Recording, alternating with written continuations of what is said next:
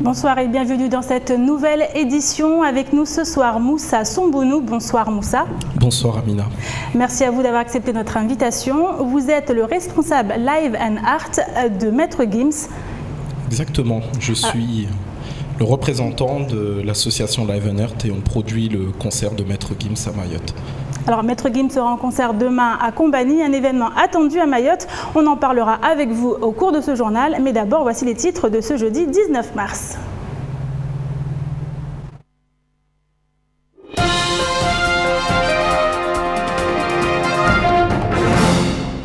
Le procès d'assises dans l'affaire du petit Nassur Wali a commencé ce matin à Mamoudzou. Rappel des faits dans ce journal. Des eaux usées se répandraient aux abords des maisons d'un quartier de Dembéni. Une situation grave que les habitants ne supportent plus. À la demande du vice-rectorat, toute cette semaine est consacrée à l'apprentissage des mathématiques. Dans toutes les écoles, les élèves ont droit à des ateliers pour se réconcilier avec cette matière souvent mal aimée. Reportage à la fin de cette édition.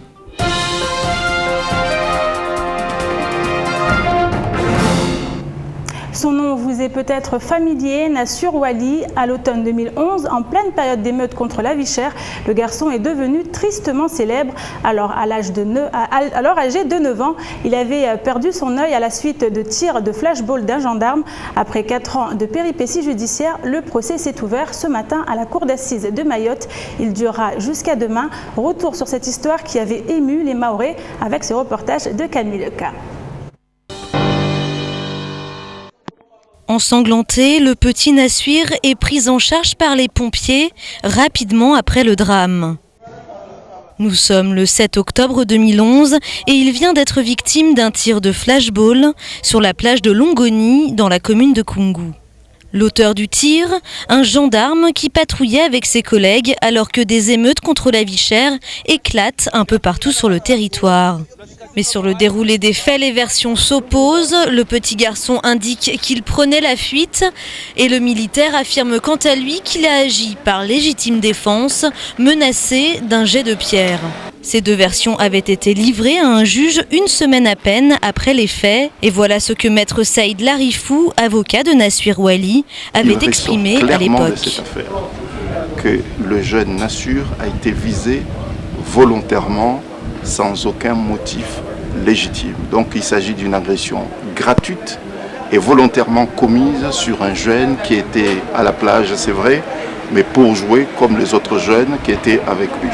Après plusieurs hospitalisations à La Réunion, Nassur Wali, 9 ans, finira par perdre son œil. Le gendarme Boris Roumian-Stef sera lui mis en examen pour violence aggravée ayant entraîné une mutilation ou une infirmité permanente. Près de 4 ans plus tard, le procès qui s'est ouvert ce matin aura donc pour objectif de tirer au clair les responsabilités de chacun.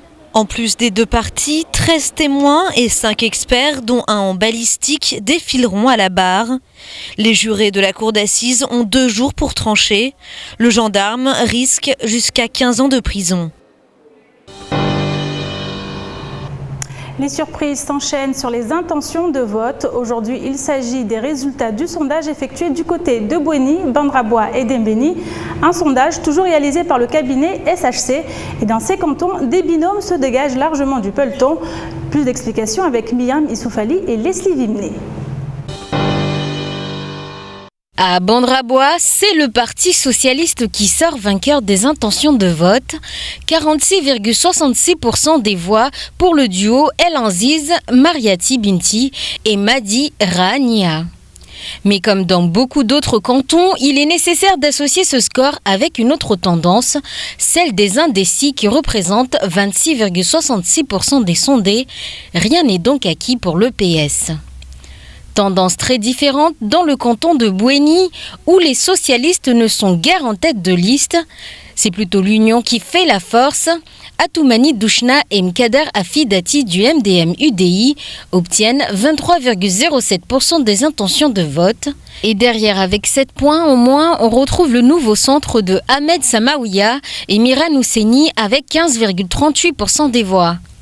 À Dembéni, la majorité des sondés iront aux urnes dimanche prochain. 98,5% d'entre eux l'ont affirmé. Pour les intentions de vote, c'est le binôme Issa Abdou Issa et Paye Bichara Bouhari qui prend la première place. L'UMP et le Rassemblement Sud-Est sont classés deuxième avec chacun 20%. Les indécis pourraient bien les départager. Des premières places presque garanties ou des binômes coude à coude et toujours des chiffres records d'indécis.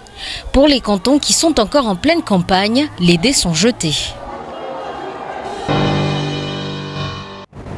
Le portail de la mairie de Bandrabois fermé ce matin par les électeurs de la commune.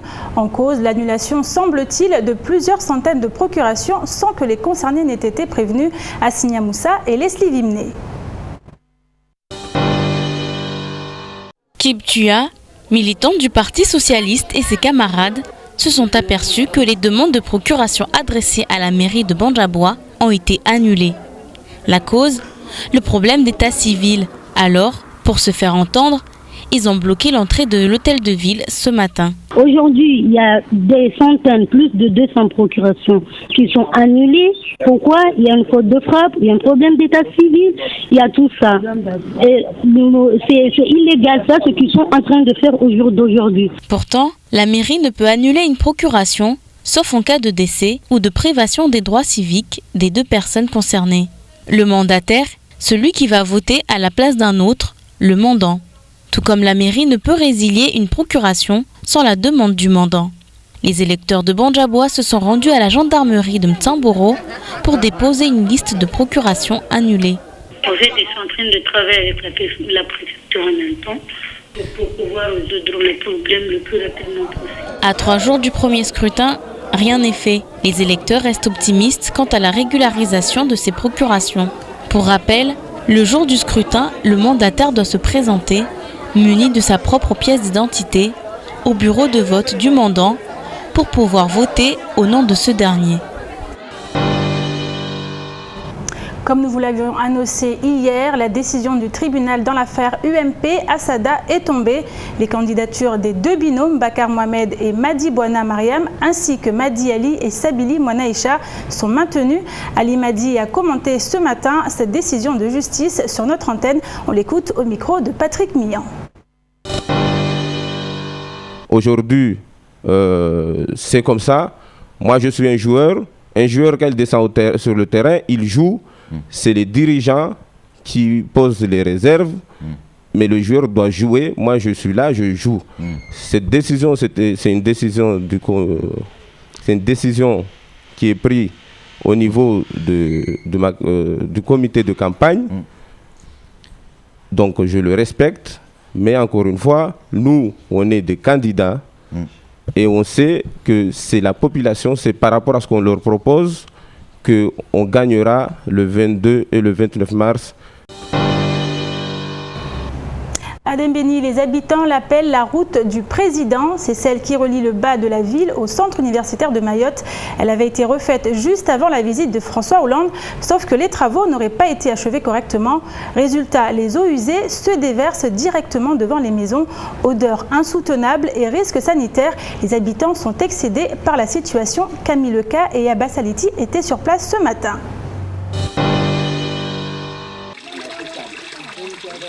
Dans ces caniveaux, des eaux usées chargées d'excréments et d'urine. Elles viennent directement du haut de la ville. Les habitants de ce quartier à la frontière des villages de Dembéni et d'Iloni subissent la situation depuis plusieurs mois.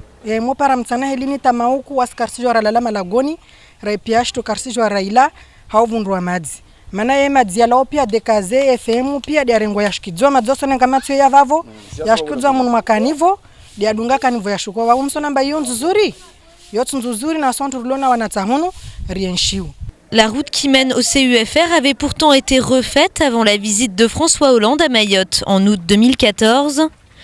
Le président de la République l'avait même empruntée pour se rendre à l'université. Mais selon les habitants, les travaux commandés par la mairie et effectués par l'entreprise Colas et le SIAM n'auraient pas bien été terminés. Les services communaux vident les caniveaux régulièrement, mais rien n'y fait. Les eaux usées continuent à se déverser. Et depuis, le ras-le-bol s'est généralisé dans le quartier. On en a marre à cause de ça. C'est pour cela on demande monsieur le maire pour nous aider parce qu'on n'arrive pas à dormir, on n'arrive pas à faire manger à cause de ça. C'est obligé, là on ferme tout l'après-midi, la nuit. Alors c'est pour cela on demande le monsieur le maire pour faire quelque chose à cause de l'eau là qui coule, à cause de ça, le maire là. Au-delà des odeurs pestilentielles, ces eaux usées à l'air libre pourraient causer de graves problèmes sanitaires. Mais les politiques font la sourde oreille. Contactés par téléphone, ni la mairie de Dembéni, ni l'élu du canton, Sarah Moussoun, n'ont souhaité répondre à nos questions. La pollution des eaux est un sujet dont on parle beaucoup à Mayotte. Beaucoup d'habitants utilisent encore les eaux de rivière pour leurs tâches quotidiennes, notamment pour faire leur lessive ou encore la vaisselle, mais très peu d'entre eux sont conscients des risques que cela peut engendrer. Reportage Shakila Youssouf et Fred Souleymana. Dans les rues de Mamoudzou ou aux abords des routes de l'île, cette scène est très courante. L'accès à l'eau n'est pas forcément simple partout. Alors les habitants n'hésitent pas à utiliser l'eau des rivières pour laver leur linge ou leur vaisselle. Pour cette femme, cela ne comporte aucun risque.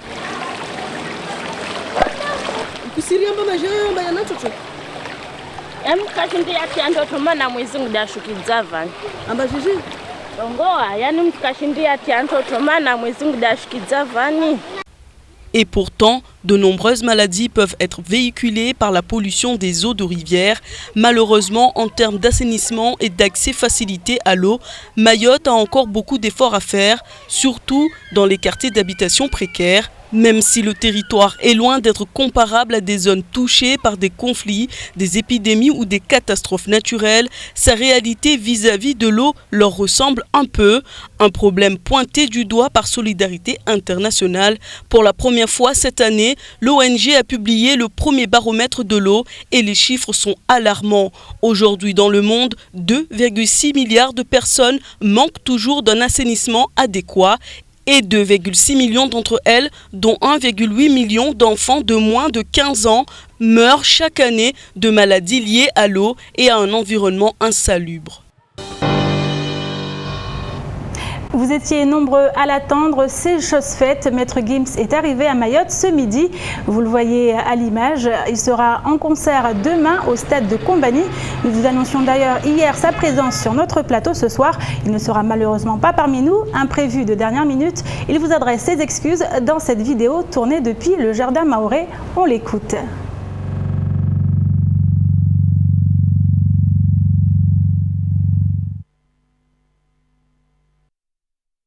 Direct de Mayotte, à la plage, mouillé, voilà. Désolé, j'ai pas pu être au JT, désolé à tous, mais je suis sur place à Mayotte. Rendez-vous demain soir pour un show de folie. On va se donner à fond, on va tout donner. On va tout donner, encore désolé de ne pas être au JT, mais je suis bel et bien là à Mayotte, à la plage, mouillé. Et on va se mouiller aussi sur scène. À bientôt. Vous venez de le voir, Maître Gims est bel et bien à Mayotte, il n'est pas venu seul. Avec nous ce soir, l'un des membres de son équipe, Moussa Soumbounou, responsable Live and Art. Bonsoir Moussa. Bonsoir Amina. Alors, Maître Gims à Mayotte, un événement attendu? Je pense. On a eu beaucoup de sollicitations sur ce territoire pour une production d'un concert de Maître Gims. Donc on a essayé d'y répondre et je pense que ça va se faire demain. Alors, Maître Gims, ce n'est pas sa première venue ici. On se rappelle de son concert avec le groupe Section d'Assaut en 2012. Ça va se passer comment demain? Ça sera un concert différent? Oui, évidemment, ce sera un concert différent parce que beaucoup d'eau a coulé sous les ponts pour lui depuis son dernier concert avec Section d'Assaut, donc un album qu'il a vendu à plus d'1 million d'exemplaires, qui est un record pour le marché du disque en France et en Europe d'ailleurs. Donc Maître Gims aujourd'hui fait partie des artistes reconnus pour son talent et donc il va nous donner une prestation à la hauteur de sa réputation. Alors Maître Gims, l'artiste qui cartonne en ce moment en métropole et ailleurs d'ailleurs, et on l'a vu, il a été nominé aux Victoires de la musique.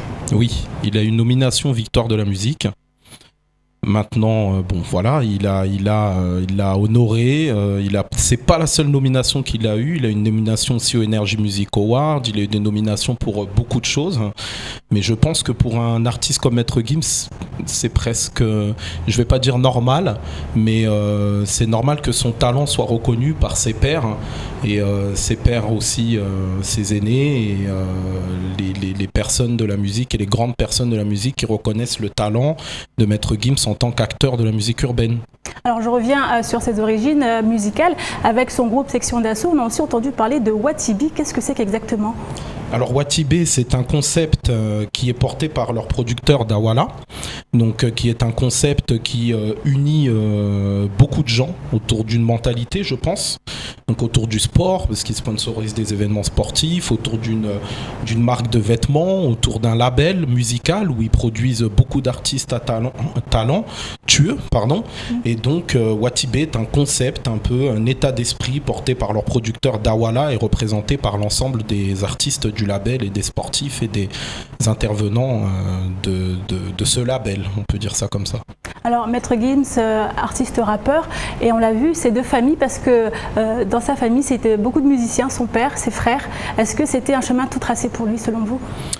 Écoutez, sincèrement c'est compliqué pour moi de répondre à cette question, je pense qu'il est le seul capable d'y répondre, mais j'ai envie de vous dire que pour le fréquenter un petit peu, il a la musique qui coule dans ses veines, et il fait des tubes sur tubes. Il a une technicité et une oreille mélodique incroyable que j'ai rarement vue. Pour avoir croisé beaucoup d'artistes lors de ma carrière, j'ai rarement vu un artiste qui peut passer du rap à la pop, aux influences africaines, en mélangeant tout ça et en faisant ce qu'il en fait, et en faisant danser la planète en son entier. Alors le concert de demain, c'est un concert qui sera plutôt adressé à la jeunesse mahoraise, vous pensez ? C'est un concert qui est adressé à tout le monde. C'est un concert qui est adressé à ceux qui veulent partager un bon moment avec des personnes de bonne volonté. Voilà, donc nous en tant que Live & Earth, on essaye d'apporter sur Mayotte et sur l'ensemble, on va dire, des personnes qu'on sent appartenir à la diaspora, des événements culturels à la hauteur de la métropole. Donc on agit sur plusieurs territoires, aussi sur Mayotte. Il y a beaucoup de choses qui vont se passer cette année. Donc on est des personnes de bonne volonté. On invite toutes les personnes positives à venir se joindre à nous et à faire la fête demain. D'ailleurs, il n'y aura pas que Maître Gims, il y aura des artistes locaux et des DJ aussi locaux. On y tient. Et si vous voulez venir faire la fête et passer un bon moment, vous êtes tous les bienvenus, vieux, jeunes, les chats, les chiens, tout le monde. Il n'y a pas de problème. On prend tout. Alors, un premier album pour Maître Gims en solo en 2013. Est-ce qu'il y a un album qui est en préparation pour le scoop ? Évidemment, il y a un album qui est en préparation. Je pense que c'est pas un secret, il le partage sur les réseaux sociaux. Maintenant, voilà, l'album, le secret est révélé. Peut-être une ou deux exclus, ça n'appartiendra qu'à l'artiste. Je sais pas, peut-être demain, on verra. Quelques indices sur les influences musicales de cet album ? C'est un album qui lui ressemble. Il est spécial, il est original et donc il représente tout son panel musical que je vous ai cité auparavant. Il y a beaucoup d'influences et je pense que c'est un artiste qui a mûri avec ses productions et qui aujourd'hui porte plusieurs casquettes de compositeur, d'artiste-interprète, etc., etc. Donc c'est un artiste exceptionnel qui va fournir un album exceptionnel. Donc patience pour les fans de Maître Gims. Exactement. Alors on va regarder quelques images d'un de ses clips tout de suite.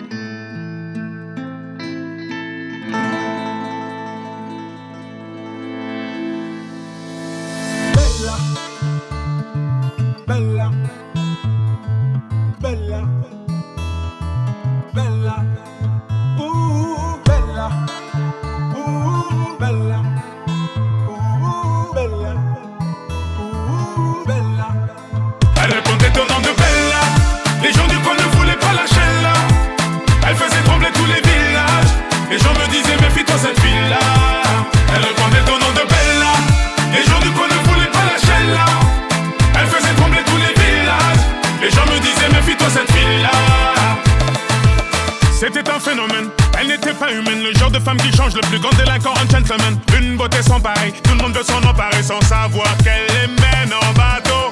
Hypnotisée, on pouvait tout donner. Elle n'avait qu'à demander, puis aussitôt on démarrait. On cherchait à l'impressionner, à devenir son préféré sans savoir qu'elle les mène en bateau. Mais quand je la vois danser le soir, j'aimerais devenir la chaise sur laquelle elle s'assoit.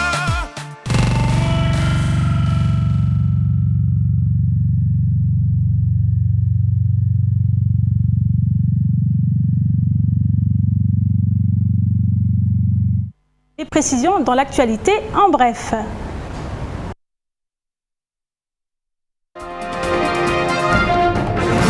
Zaïdouta Vandaï et 6 autres personnes étaient mises en examen en 2013 pour une affaire d'emploi fictif au Conseil général.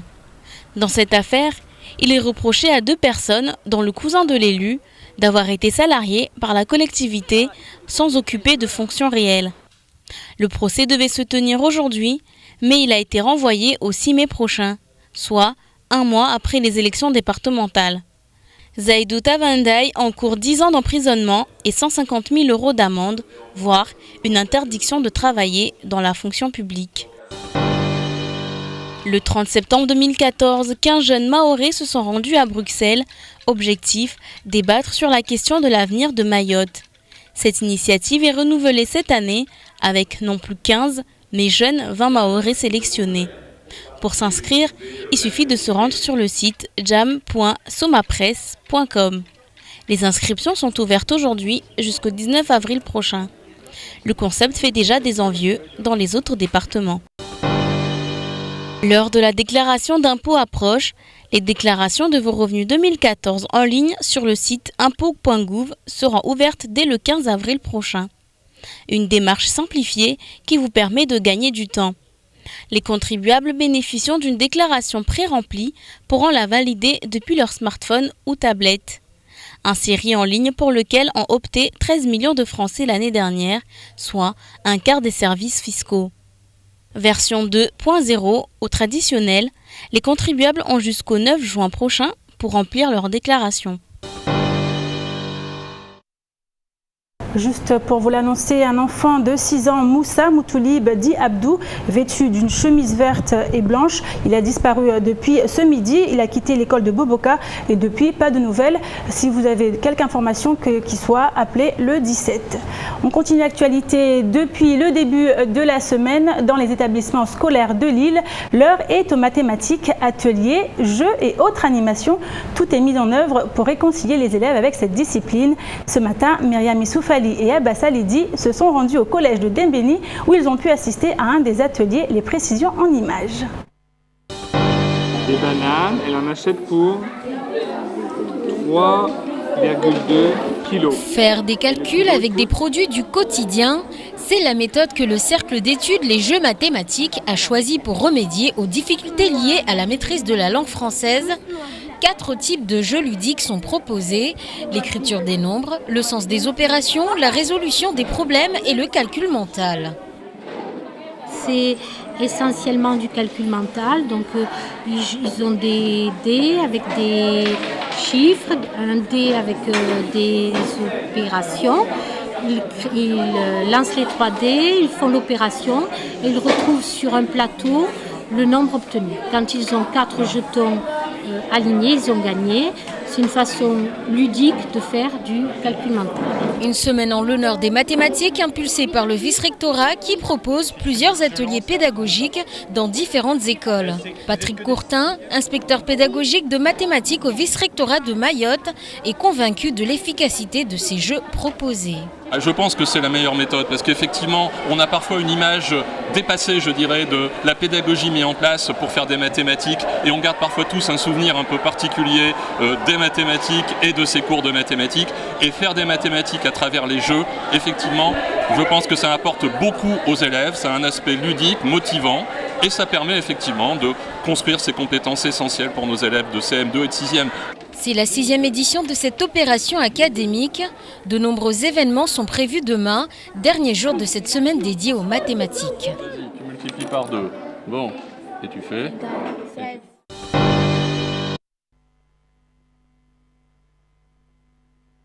continue avec vous, Moussa. Je le rappelle, vous êtes le responsable Live and Art de Maître Gims, qui n'a pas pu se rendre sur notre plateau. Alors, demain, l'événement, comment ça va se passer? À quelle heure? Et qu'est-ce que vous allez faire de particulier comparé à d'autres concerts, par exemple? On va présenter déjà un artiste d'une grande envergure. On va donner la possibilité, mais je crois que c'est une coutume ici, à des artistes locaux de s'exprimer sur scène. Et en fait, Live and Art est un concept donc, qui, comme son nom l'indique, veut dire du live et du cœur. Donc, au-delà d'un concert, on propose des actions, donc des actions culturelles, solidaires, préservation du patrimoine environnemental, plusieurs actions, des échanges intergénérationnels qui doivent être portés et menés par l'association et les artistes conjointement. Donc ce concert a une valeur particulière pour nous parce qu'on l'a mis en place, on va dire très rapidement, parce que les différents partenaires, dont Crazy TV, qu'on remercie d'ailleurs, étaient très enthousiastes à l'idée de pouvoir participer à ce projet. Et donc on l'a mis en place très très très rapidement, ce concert de Maître Gims. Vous avez dû vous en apercevoir, mais on aura d'autres intervenants tout au long de l'année, aussi connu que Maître Gims, pour le plus grand plaisir du public mahorais. Également des manifestations autour du sport et de la musique pour donner toute la place et la dimension aux stars locales sur le marché de l'océan Indien et pourquoi pas national si le talent est à la hauteur. Alors vous avez peut-être eu l'occasion de voir nos artistes locaux, qu'en pensez-vous ? J'ai écouté beaucoup de choses, j'ai reçu beaucoup de maquettes, donc je ne suis pas en capacité de vous donner de nom. Il y a des choses très bien, il y a des gens qui se débrouillent et qui, je pense, ont un niveau de structuration, d'un bon niveau de structuration. J'ai été assez surpris, je ne m'attendais pas, en toute honnêteté, à voir et entendre des maquettes et des albums d'une aussi grande qualité. Alors je suis impatient de découvrir ces artistes sur scène. Et pour vous confier une petite exclusivité, on va mener sur le territoire de Mayotte une sorte de casting avec un concours de chant pour révéler des talents et leur donner la possibilité de s'exporter et de structurer aussi le marché mahorais, sans vouloir se positionner bien sûr en donneur de leçons, mais je pense qu'aujourd'hui on a une assez grande expérience de la musique en tant qu'agent et en tant qu'agence artistique, et on veut donc partager notre expérience et puis pouvoir donner du savoir à des personnes qui le méritent pour qu'ils puissent tout simplement révéler au plus grand monde leur capacité à produire de la musique et des tubes. Et ce casting est prévu pour quand ? Dans l'année, on n'a pas défini encore la date de départ, ça devrait commencer le casting avec la venue du prochain artiste.